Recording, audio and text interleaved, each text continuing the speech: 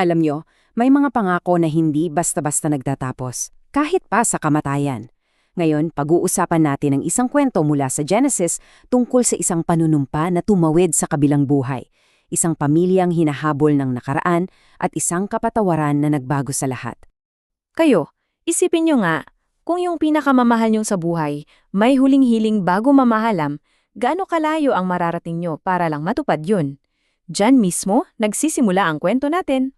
Ito yung huling-huling bilin ni Jacob na kilala rin bilang Israel sa anak niyang si Jose. Pero teka, hindi to simpleng hiling lang ha. Para sa kanila, isa itong sagradong panunumpa. Isang utos na nakatali sa buong kasaysayan ng kanilang pamilya at sa lupang ipinangako sa kanila. Sige, pasukin na natin yung kwento. Ano nga bang nangyayari pagkamatay ni Jacob? Kasi yung hiling niyang to, dito nagsimula ang lahat ng mga kaganapan na susubok sa katapatan ng anak niyang si Jose. So, bakit ganun? Nalang kahalaga yung lugar na to? Ang yungib ng Macpela, hindi yan basta sementeryo lang. Para sa kanila, ito yung parang titulo ng lupa nila, di ba? Ito yung physical na ebidensya na sa kanila, ang lupain ng Canaan, ito yung katibayan ng pangako ng Diyos sa kanilang lolo sa tuhod, si Abraham. At yung bigat niyan, lalo pang tumitindi pag nalaman mo kung sino na yung mga nakalibing doon. Nandoon yung mga pundasyon ng kanilang lahi, sina Abraham at Sarah, sina Isaac at Rebecca, at syempre, pati na rin yung unang asawa ni Jacob, si Leah.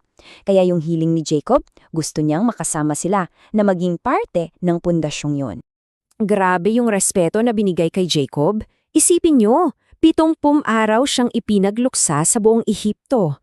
Halos parang faraon na yung turing sa kanya. At pinapakita nito kung gaano kalaki yung respeto ng mga Ehipsyo, hindi lang sa kanya, kundi lalo na sa anak niyang si Jose, ang pinakamakapangyarihang tao sa Ehipto sunod sa faraon. Okay, so paano nila tinupad yung pangako? Tingnan natin kasi hindi to basta-bastang biyahe lang, isa itong, napakalaking operasyon. Kahit na si Jose, na yung parang prime minister, kailangan pa rin niya, syempre, ng permisyo mula kay Faraon, bilang paggalang na rin yun. At dahil sa laki ng utang na loob at tiwala ng Faraon kay Jose, pinayagan siya agad. Guys, hindi to private na burol, state funeral to. Parang buong gobyerno ng Ehipto, lahat ng opisyal, lahat ng dignitaryo, sumama para ihatid si Jacob. Can you imagine the scene? Isang dambuhalang prosesyon na nagpapakita kung gaano kalakas ang impluensya ni Jose sa Ehipto. Yung mismong biyahe, naging seremonya na rin. Una, huminto muna sila sa Atat para sa 7 araw ng matinding pagluluksa. Sobrang tindi, nasaksian to at ipinagtaka ng mga taga-Kinanan. Pagkatapos, dinala na nila si Jacob sa kanyang huling hantungan sa yunggib ng Macpela. At doon, sa wakas, natupad ang pangako. Pagkatapos ng lahat, bumalik na sila sa Ehipto. Pero, pagbalik nila sa Ehipto, may bagong problema.